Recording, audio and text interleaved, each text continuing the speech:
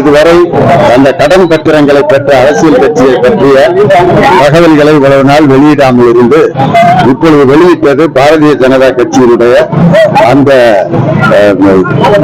அவர்கள் மக்களை ஏமாற்றி இருப்பது இன்னைக்கு அம்பலமாகி இருக்கிறது. கிட்டத்தட்ட 6000 கோடிக்கு மேல் அவர்கள் கடன் பத்திரத்தை பெற்றிருக்கிறார்கள். அவங்க கொடுத்திருக்கக்கூடிய நிறுவனங்கள் எல்லாம் பாத்தீங்கன்னா சிறு சிறு நிறுவனங்கள், ஆனா பெரிய நிறுவனங்கள் நிறைய கொடுத்திருக்காங்க. அந்த நிறுவனங்களுடைய பெயரெல்லாம் மறைக்கப்பட்டிருக்கிறது. உண்மையிலே பாரதிய ஜனதா கடன் பத்திரங்கள் மூலம் மக்களுடைய வரி பணத்தை நிறைய ஏமாற்றி பெற்றிருக்கிறார்கள். இந்த ஏமாற்று வேலைகள் எல்லாம் ஒவ்வொன்றாக வந்து கொண்டிருக்கிறது. அதனால்தான் அவர்கள் கூட்டணிக்கு கூட இன்று ஒவ்வொரு சிறு சிறு கட்சிகளாக அவர்கள் அழைத்து கூட்டணியை சேர்த்திருக்கிறார்கள்.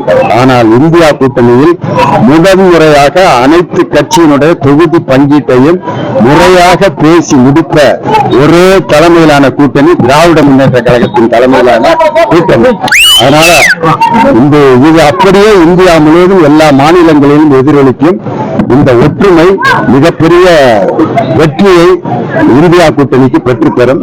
அதனால இன்னைக்கு கன்னியாகுமரியில் கூட பிரதமர் ஏதோ தமிழ்நாட்டினுடைய வளர்ச்சியை அனைத்துமே பாரதிய ஜனதா கட்சி செய்ததாக ஒரு மிகப்பெரிய பொய்யை இன்னைக்கு சொல்லியிருக்கிறாரு.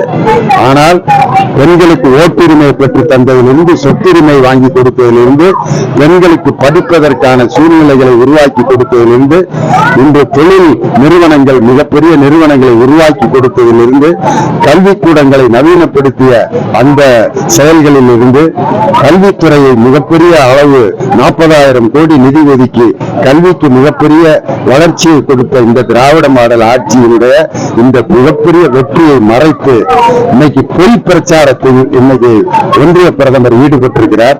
அவருக்கு அவர் செய்த செயல்களை சொல்லி ஓட்டு கேட்க அவருக்கு தைரியம் இல்லை.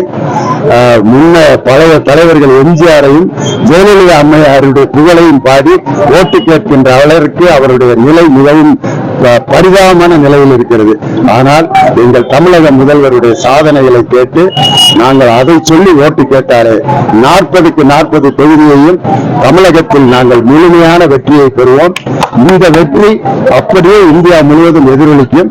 நமது ஐபேக் நிறுவனத்தினுடைய அமைப்பாளர் பிரசாந்த் கிஷோர் அவர் கணித்து ஒரு கருத்து கணிப்பை வெளியிட்டிருக்கிறார்.